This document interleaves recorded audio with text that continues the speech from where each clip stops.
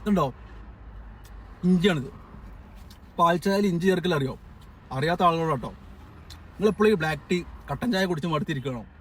നിങ്ങൾക്ക് എപ്പോഴും ഒരു വെറൈറ്റി ആയിട്ടുള്ള ടേസ്റ്റ് കിട്ടുന്ന ഒന്നാണ് ഇഞ്ചി ചായ. 2 തരത്തിലാണ് ഇഞ്ചി ചായ ഉണ്ടാക്കൽ ആളുകൾ. പൊതുവെ ഇഞ്ചി തിളപ്പിച്ചിട്ട് ആ വെള്ളമായിട്ട് ചായ ഉണ്ടാക്കും. ഞാൻ ഉണ്ടാക്കൽ ഇങ്ങനെയാണ്. ഞാൻ ഉണ്ടാക്കുന്നത് ഒരു പൊതുവെ ആളുകൾ ഉണ്ടാക്കാത്ത ഒരു ഐറ്റമാണ്. ചിലർക്ക് മാത്രമേ ഇഷ്ടപ്പെടുള്ളൂ.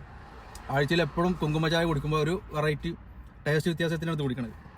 ദഹന പ്രക്രിയ, അതുപോലെ തന്നെ രോഗപ്രതിരോധ ശേഷി കൂട്ടാൻ, ഹൈപ്പർ ടെൻഷൻ കുറക്കണേന്, അങ്ങനെ ഒട്ടുമൊക്കെ നല്ല ആരോഗ്യ ഗുണങ്ങളുള്ള ഇഞ്ചി ചായ എങ്ങനെ ഉണ്ടാക്കാൻ നോക്കാം.